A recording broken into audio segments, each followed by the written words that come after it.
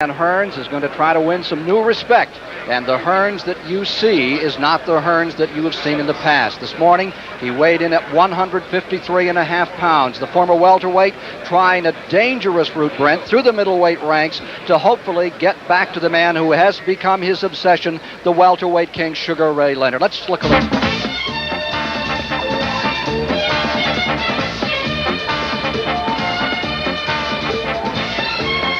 Sugar Ray Leonard going to work in the 13th round. Every weapon he has in World War III put into effect here, unleashing a barrage that folds Hearns into the ropes. And a round later was to fold up Hearns' hopes as the undisputed welterweight champion. Hearns' first loss in 33 fights. Then there was Ernie Singletary in the middleweight ranks. Now Singletary was the beginning of a comeback, not as a welterweight, but as a middleweight at 160 pounds, and it was 10 full rounds. He could not knock him out. The man that today Hearns faces is this man, Marcos Geraldo, who weighed in at 159 pounds this morning, and he has gone the distance against two of the very best. He went the distance against Leonard, and also the undisputed middleweight champion Marvin Hagler. Going to be an exciting day for Thomas Hearns. It is a decision maker for him. So stand by for great Thomas Hitman Hearns as he moves to the middleweight class to face today Mexico's Marcos Geraldo. Good afternoon. I'm Ken Squire, and this 10-round bout today is key for Thomas Hearns, who is taking this very circuitous, very dangerous route, trying to get back to Sugar Ray Leonard by going all the way to Marvin Hagler, hopefully in June, in the middleweight class. This will be his second fight as a middleweight this afternoon. Let's look at him as a welterweight and some of those great fights to which he has already responded. Hearns' greatest moment, Detroit, 1980, WBA welterweight champion Pepino Cuevas dispatched by the Hearns right as lightning strikes twice, and the makings of a folk hero, Hitman Tommy Hearns, takes form. In 1981, a bewildered Pablo Baez was to follow the same path as Primera and Randy Shields. Won in the fourth round. The bullseye right to the chin gave Hearns 32 wins in 32 fights, 30 by knockout. 3 months later, here in Las Vegas, came one of the century's great welterweight contests. A fight that showed the style, the guts, the greatness that boxing can be. This was the 13th round. Sugar Ray Leonard, using all of his weapons, all of his form, and beginning to put together that victory over Thomas Hearns. Round 14. And Sugar Ray Leonard was in command. The hitman, Thomas Hearns, surrendered. Working with me today, one of the Fight Game's great trainers and truly one of the authorities, this man, Gil Clancy, welterweight champion of the world, Sugar Ray Leonard. And how do you feel about this fight? What is Hearns going to do out here with Geraldo? Well, Ken, I totally agree with Gil. The fact that Geraldo, he has that instinct where he moves away, moves his head back to get out of harm reach from a much shorter opponent. Keep in mind the fact that Tommy Hearns have good height and reach advantage. He could be asking for trouble. Marcos Geraldo coming to the ring. He has looked his best. Geraldo, in 1979, Sugar Ray Leonard moved up one division to challenge Geraldo, the middleweight. And to this day, Sugar Ray Leonard says this was his toughest fight. 10 rounds to a decision in favor of Leonard. But Geraldo was there all the way. Geraldo, the proven middleweight journeyman, has traveled the full distance against the now undisputed middleweight king Marvin Hagler. It was Hagler's to win, but it was Geraldo once again there all the way. And right now, the Motor City Cobra, the Hitman, is ready to make his way into the ring here in Las Vegas. Thomas Hearns, second time out as a middleweight, making his way in to fight Mexico's Marcos Geraldo. Can he do it? Can he do it by a knockout?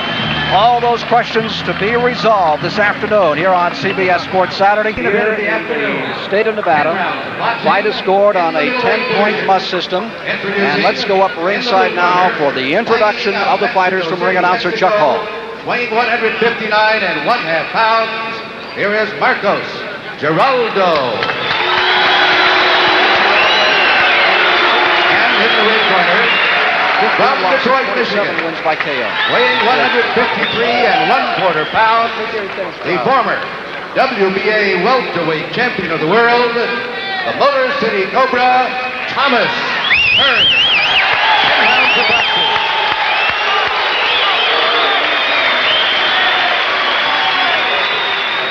The referee, Joey Curtis, final instructions.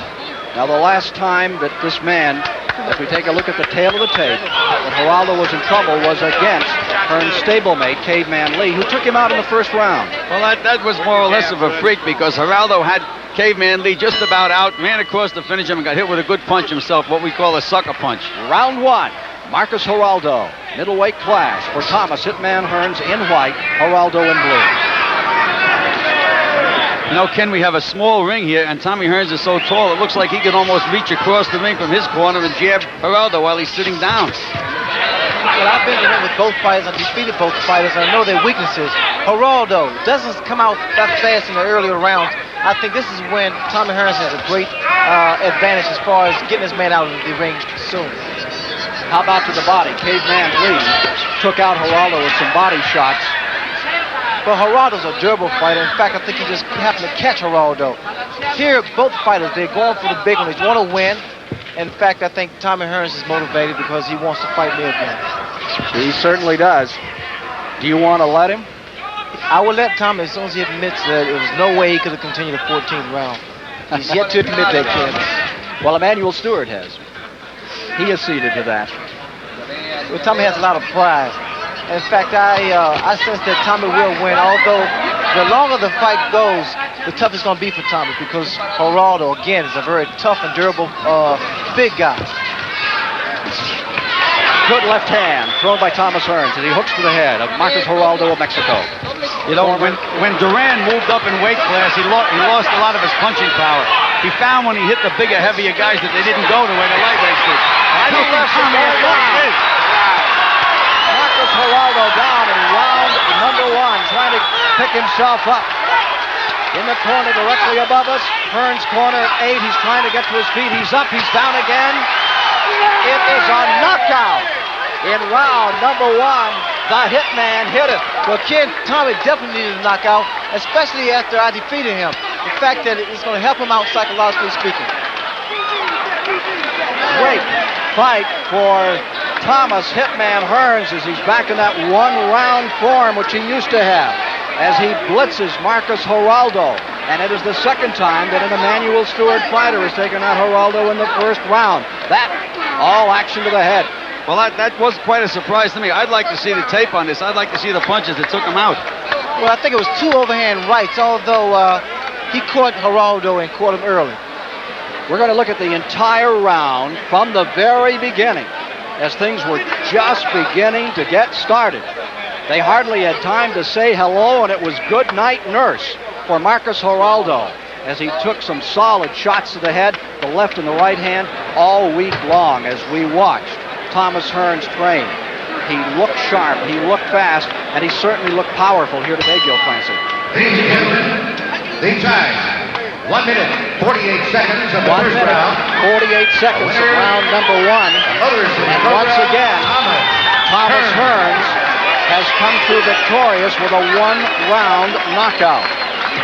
That's the 5th fight in his pro career in which Thomas Hearns has taken his man out in the first round, and it marks the 21st time in some 34 fights that the fight has ended before the 4th round. There you see, Thomas Hearns has put it all together today. And let's take a look, Sugar Ray Leonard and Gil Clancy from the top, as this fight was just barely underway. Here comes the knock, as they just were starting. Well, we had mentioned that Tommy looked very, very sharp in training. We knew that the ring was small, and Geraldo, he didn't have any place to hide. But I certainly was surprised that he went this early, and with the, I don't think he took that many punches, but of course we're going to see it again now, and we'll see just exactly what happened. Joey! Replay of the entire fight going here, folks. Here's Geraldo leading, trying to move in, and Hearns just moving away, backing away, first to his left, then to his right. Well, the point I was trying to make earlier, that Duran lost some of his punching power when he moved up in weight, and I was trying to get the point across that I did not think that it would affect Hearns, that he would still be the devastating puncher as a middleweight that he was as a welterweight, and it certainly proved out. So it may have taken him 10 rounds to find Ernie Singletary, but Marcus Geraldo, after that great fight with Hagler and with Leonard, you heard Leonard say earlier, it was a tough fight, one of his toughest, right, Ray? As a matter of fact, fighting a guy like Geraldo, you have to get him early. In fact, Tommy did the right thing. He went in there, he dominated, took control, and he was able to do away with Marcus Geraldo. There's that left hook, crashing into the head of Marcus Geraldo of Mexico. Moving inside, going to the body. Geraldo seems to be a little gunshot now. And he has nothing to counter with as he's driven down. Now let's look and replay. Gil Clancy, your expertise here. Well, we see Tommy setting him up there. He throws a right hand to the body, trying to set up that left hook on the chin. But now Geraldo's moving around. He's got his shoulder trying to protect his chin. That punch was a partial punch, and there's another one. But it didn't seem that they were that powerful because Geraldo was moving back away from the punch, which should have taken some of the impact out of the punch. What do you think about that, Ray? Well, I would say the same thing. Here we see it once again. It's the fact that Tommy just taking control of Geraldo. Geraldo seems very reluctant. I think he respects Tommy's power a little bit too much. Tommy realizes this.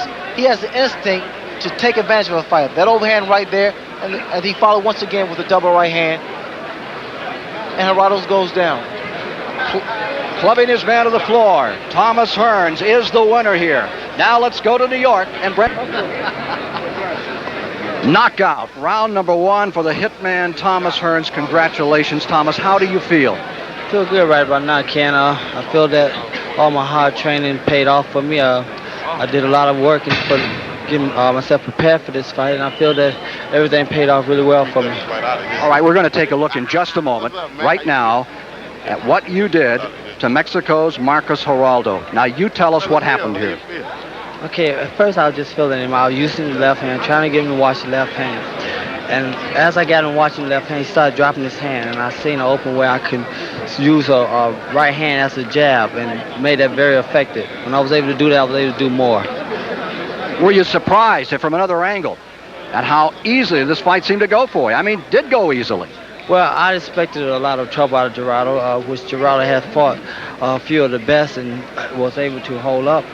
And I really didn't expect such an easy fight, but I guess the hard training, it really helps you in the long run. But Thomas, this is what you really needed to do, was get to him early, because if you let him go a ways, as Leonard could tell you or Hagler has shown in that footage, he can be a real problem. Was your plan to come out quick and get to him? Well, my plan was to just come out in boxing and work off the left jab, and whatever I can do from there, then I was just looking for that. My basic thing was just using the left jab, getting to watch the left jab, and I can do a lot from there. All right, Hitman, what's next? Well, Gil, Ken, I don't know right now.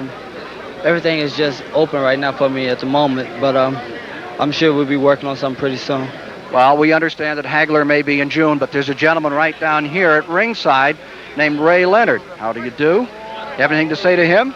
Well, me and Ray had a very good fight on September 16th, and I'm really looking forward to defending my title. Ray was undecided about a few things and went on in the fight. About one thing is, was I able to go on? I felt that I was able to go on, and Ray felt that I didn't. So I feel that the only way we can settle that is go back in there again, try it again. All right. Well, Ray says he'll give you another fight when you finally admit that the 14th was the last round. Well, what I have to say about that is, like I said, if Ray feel that the 14th was the last round, I feel that it wasn't. I was able to go more. All you have to do is prove it. It's just a matter of time. Congratulations on a great fight. How about it, Ray Leonard? Well, somebody better convince Emmanuel Stewart that his man could have continued, because he knows fully well it was all over. He said that it was all over. Did you hear that? I know you don't have an earpiece on here, one of these trumpets. Well, heard that. I figure if he did it once, he can do it again. Okay. All right. So good, he's man. looking for an encore, hopefully with a different conclusion for Thomas Hitman Hearns. And right after